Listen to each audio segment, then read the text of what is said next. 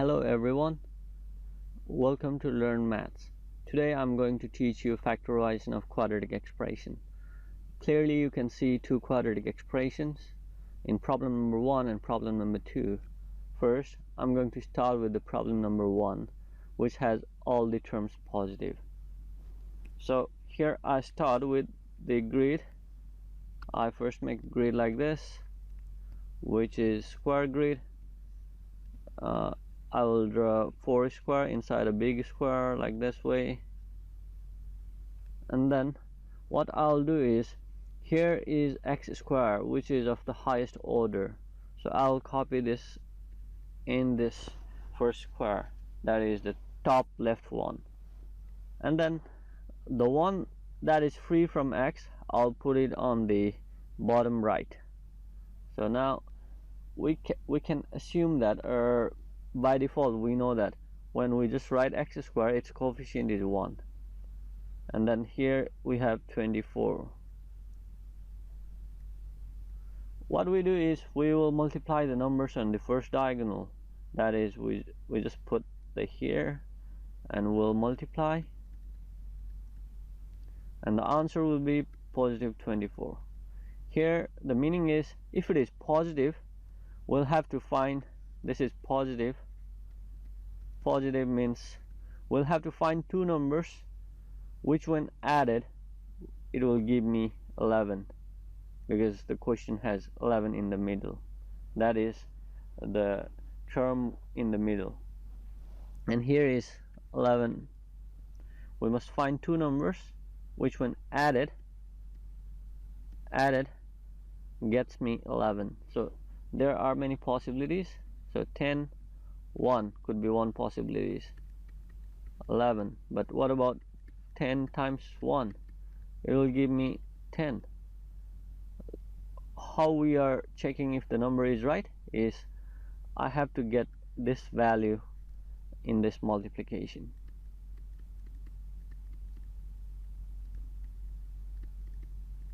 Now I'll choose another value, let's say 9, and 2 can also make 11, but 9 times 2 will give me 18.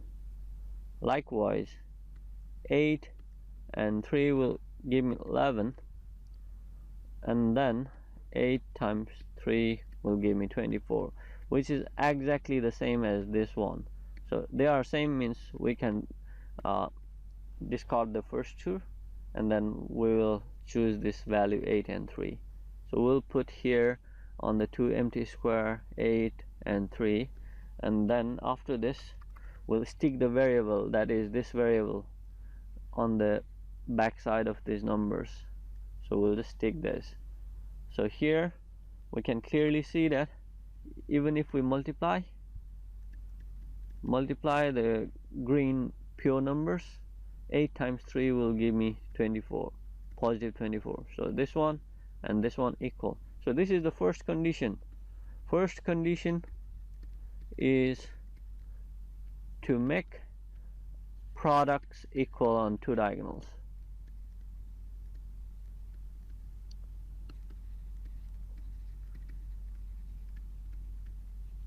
So here it is equal, and there is another condition, that is when we add the terms in second diagonal, this should be equal to this term including the sign. So here is positive 11x, when we add 8x and 3x, it should give me 11x. That is absolutely correct. So now second condition will be, I'll write it down so that it will be easy for you guys. Condition will be add the terms in second diagonal. Okay, cool. Now we are ready to move. So we have already found the 4 elements. Actually why we're doing this is to find these two values. First is same, last one is same, but second one we split it into 2, 8x plus 3x. So now we'll just copy it.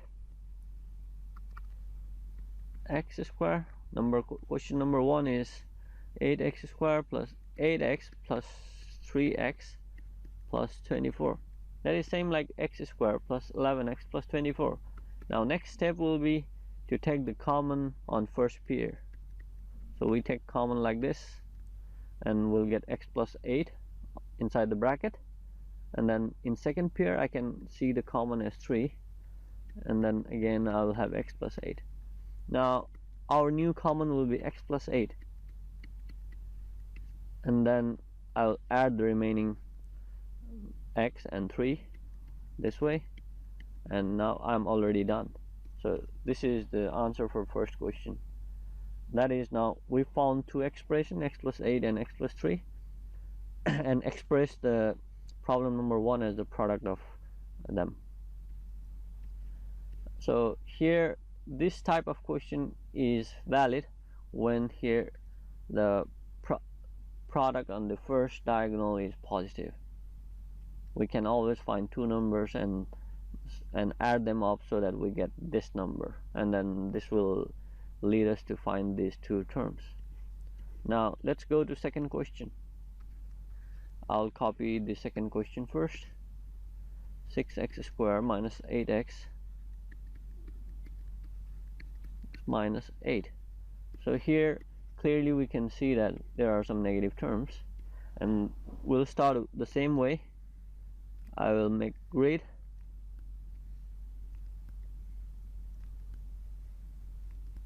put the 6x squared on the top left and negative 8 on the bottom right, and now here I'll just highlight the pure number so that it is distinguishable.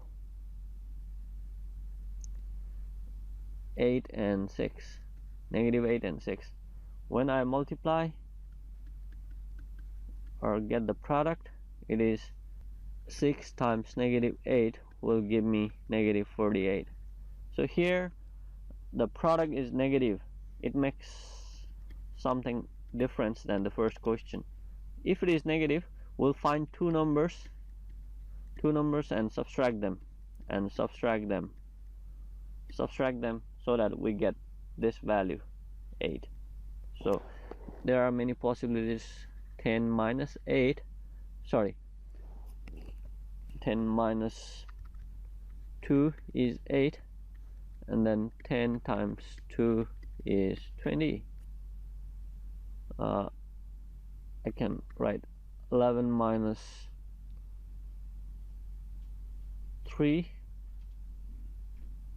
is 8, and 11 times 3 is I'm sorry, here I did a little bit mistake. Like 10 times negative 2 is negative 20. 10 times negative 11 times negative 3 is negative 33. Now I'll further increase this number. 12 minus 4 is also 8, and 12 times negative 4 will give me negative 48. So now I got the number negative 48, and here is also negative 48. They are equal. That means I can write here 12 and negative 4 over here.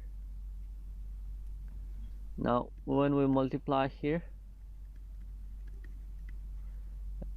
we'll get negative 48, and then the second step is I'll add this variable on the second term like x and x. Now I will think some way, add them all, add the element on the top right box and bottom left box. That is 12x minus 4x. It will give me 8x. This is positive 8x, which is not equal to this one. Here it is negative 8x, so it doesn't work.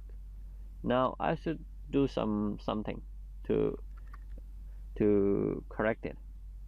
So I should in fact make it negative and make this one positive.